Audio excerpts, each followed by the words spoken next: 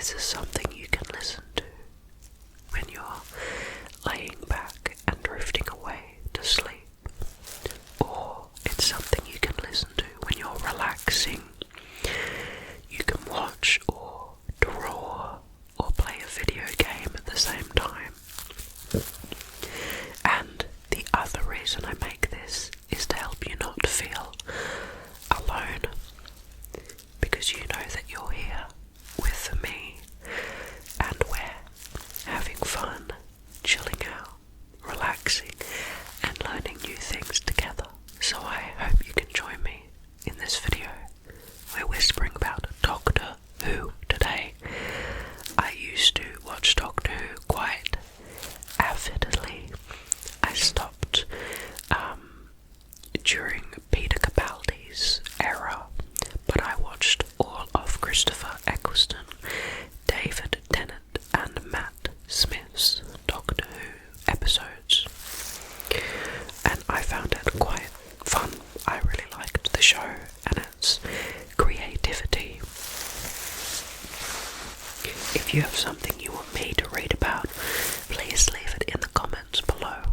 And before we begin, just take a quick mental note and a breather. And remember to treat the people in your life with love and respect. Okay, now we're moving on to the public consciousness of Doctor Who, the show. Doctor Who has had a long history, and it's been culturally, I think, a large thing in the UK. So let's see what the wiki has to say. It has been claimed that the transmission of the first episode was delayed by 10 minutes due to the extended news coverage of the assassination of US President John F. Kennedy the previous day. In fact, it went out after a delay of 80 seconds, so just over a minute. The BBC believed that coverage of the assassination, as well as a series of power blackouts across the country, had caused many viewers to miss the introduction to a new series, and it was broadcast again on the 30th of November 1963, just before episode 2. The programme soon became a national institution in the United Kingdom, with a large following among the general viewing audience. With popularity came controversy over the show's suitability for children, of course. Morality campaigner Mary Whitehouse repeatedly complained to the BBC over what she saw as the show's violent, frightening, and gory content. According to the Radio Times, the series never had a more implacable foe than Mary Whitehouse. A BBC audience research survey conducted in 1972 found that, by their own definition of violence, any acts which may cause physical and or psychological injury, hurt or death to a person's animal or property, whether intentional or accidental. Doctor Who was the most violent of the drama programs the corporation produced at the time. However, the same report found that only 3% of the surveyed audience regarded the show as very unsuitable for family viewing. Responding to the findings of the survey in the Times newspaper, journalist Philip Howard maintained that to compare the violence of Doctor Who, sired by a horse laugh out of a nightmare, with the more realistic violence of other television series where actors who look like human beings bleed paint that looks like blood, is like comparing Monopoly with the property market in London. Both are fantasies, but one is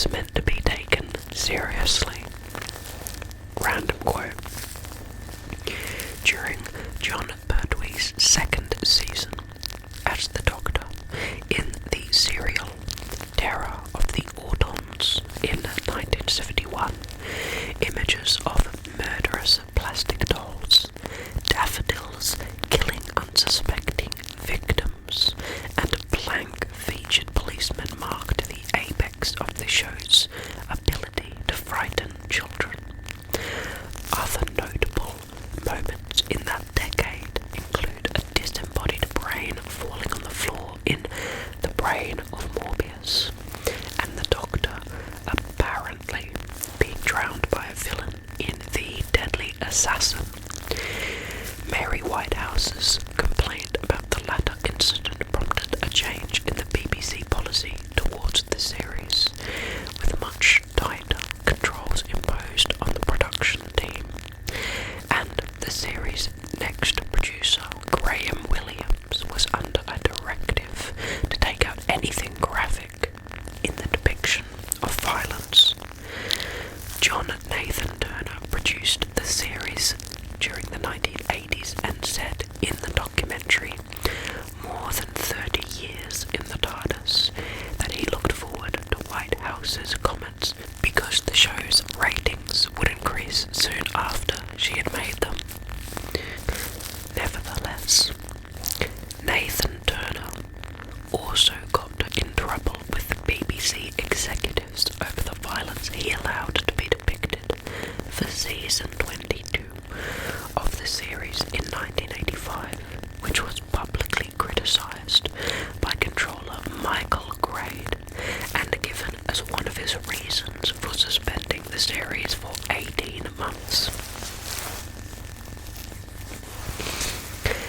The phrase hiding behind or watching behind the sofa entered the British pop culture, signifying in humour the stereotypical early series behaviour of children who wanted to avoid seeing frightening parts of a television programme while remaining in the room to watch the remainder of it. The phrase retains this association with Doctor Who to the point that in 1991 the Museum of the Moving Image in London named their exhibition celebrating the programme Behind the Sofa.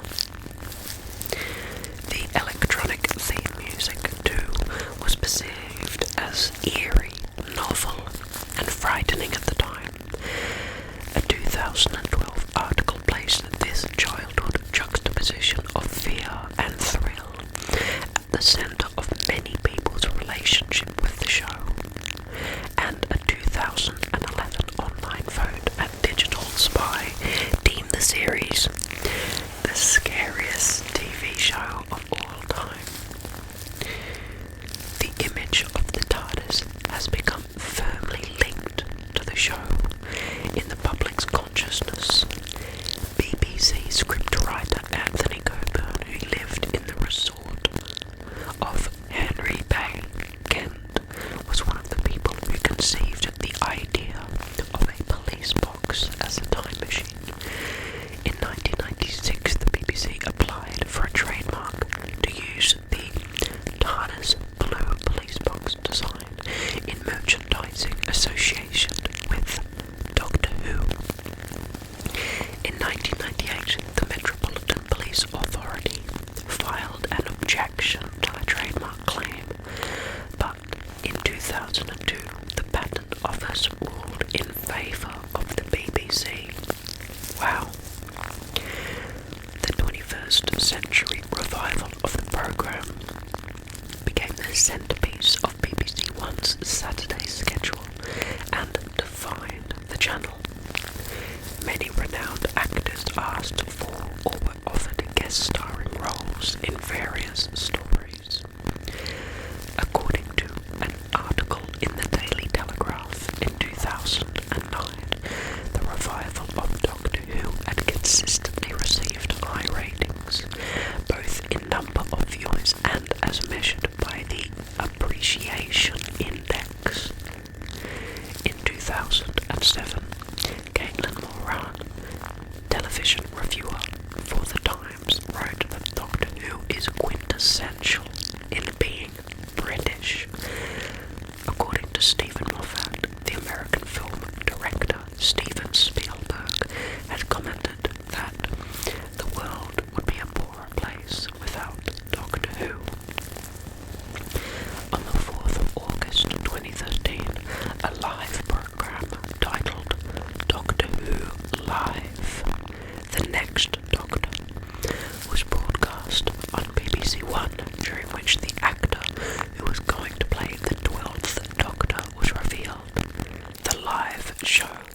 was watched by an average of 6.27 million in the UK and was also simulcast in the United States, Canada and Australia. I know that I was one of those concurrent viewers in Australia when they revealed who the new Doctor was. Now, let's have a look at the notable episodes, I think. Doctor Who originally ran for 26 seasons on BBC One, from the 23rd of November 1963 until the 6th of December 1989. During the original run, each weekly episode formed part of a story or a serial, usually of 4 to 6 parts in earlier years and 3 to 4 in later years. Some notable exceptions were the Daleks' Master Plan, which aired 12 episodes, Mission to the Unknown, featuring none of the regular cast, almost an entire season of 7 episode serials in season 7, the 10 episode serial The War Games, and The Trial of the Time Lord, which ran for 14 episodes, and which was during season 23. Occasionally, serials were loosely connected by a storyline, such as season 8, focusing on the Doctor battling a rogue Time Lord called the Master. In season 16's quest for the Key of Time, and season 18's journey through E-space and the theme of entropy, and season 20's Black Guardian trilogy. The programme was intended to be educational and for family viewing on the early Saturday evening schedule. It initially alternated stories set in the past, which taught younger audience members about history, and with those in the future or outer space, focusing on science. This was also reflected in the Doctor's original companions, one of whom was a science teacher and another a history teacher. However, science fiction stories came to dominate the programme, and the history-oriented episodes, which were not popular with the production team, were dropped after the Highlanders in 1967.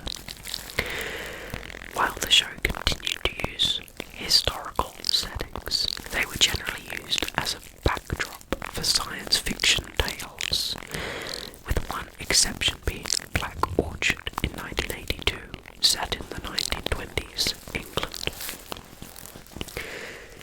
The early stories were serialized in nature, with the narrative of one flowing into the next, and each episode having its own title, although produced as distinct stories with their own production codes. Following the Gunfighters, however, each serial was given its own title and the individual parts were simply assigned episode numbers.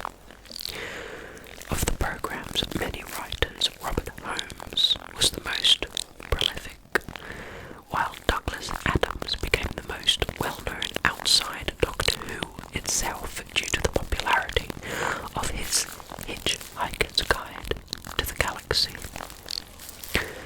The serial format changed for the 2005 revival, with what was now called a series, usually consisting 45-minute self-contained episodes. With what was now called a series, usually consisting of 13 45-minute self-contained episodes, and an extended 60-minute episode was broadcast on Christmas Day. This system was shortened to 12 episodes and one Christmas special, following the revival's 8th series, and the 10 episodes from the 11th series. Each series includes both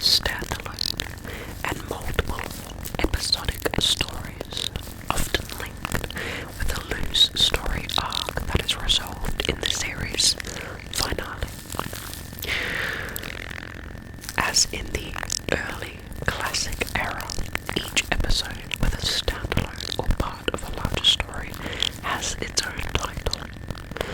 Occasionally, regular series episodes will exceed the 45-minute runtime. Notably, the episode Journey's End from 2008 and The 11th Hour from 2010 exceeded an hour in length. Journey's End was a very good episode.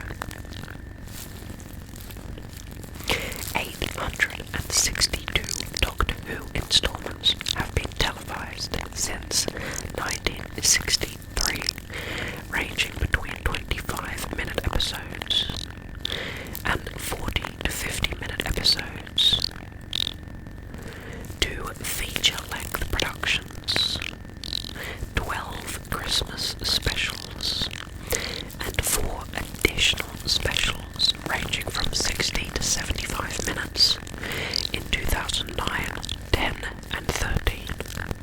4 mini episodes running about 8 minutes each were also produced for the 1993, 2005 and 2007 Children in Need charity appeals, with another mini episode produced in 2008 for a Doctor Who themed edition of The Proms. The 1993 two-part story entitled Dimensions in Time was made in collaboration with the cast of the BBC soap opera EastEnders and was filmed partly on the EastEnders set.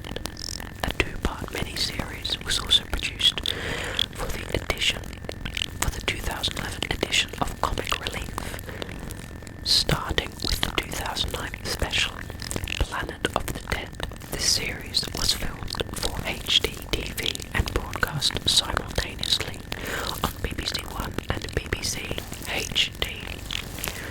To celebrate the 50th anniversary of the show, a special 3D episode, The Day of the Doctor, was broadcast in 2013.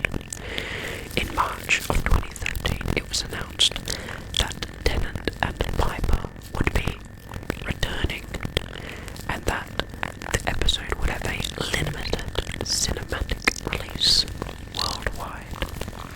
In June of 2017, it was announced that due to the terms of the deal between BBC Worldwide and the SMG Pictures in China, the company had first right of refusal on the purchase for the Chinese market of future series of the program until and including series 15.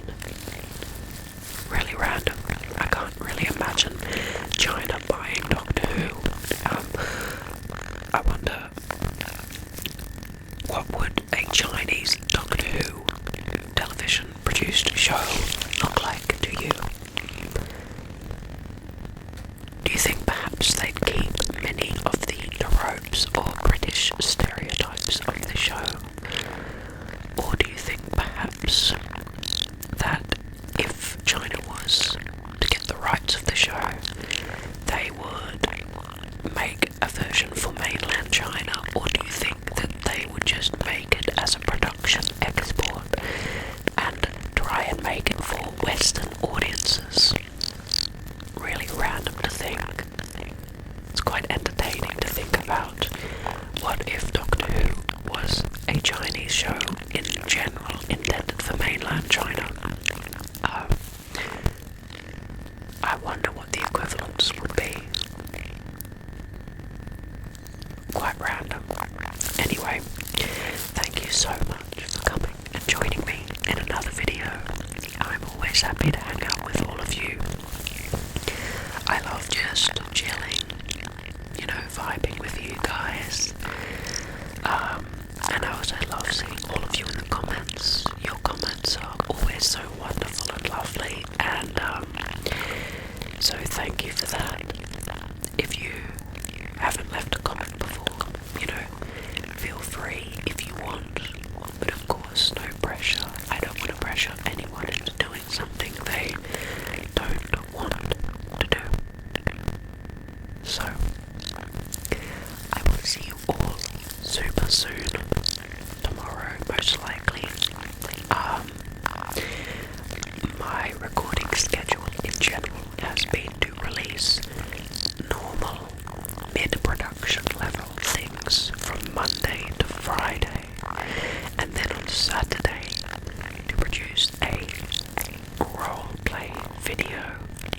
and then on Sunday I spend the time, editing videos, writing the next script for my next roleplay, and, having a day to let you guys have a break, because I don't want to flood you with a crazy amount of videos. Anyway, the light from my diffuser light, which lights up my green screen, just went out, so I think the universe is telling me it's time to wrap up this video.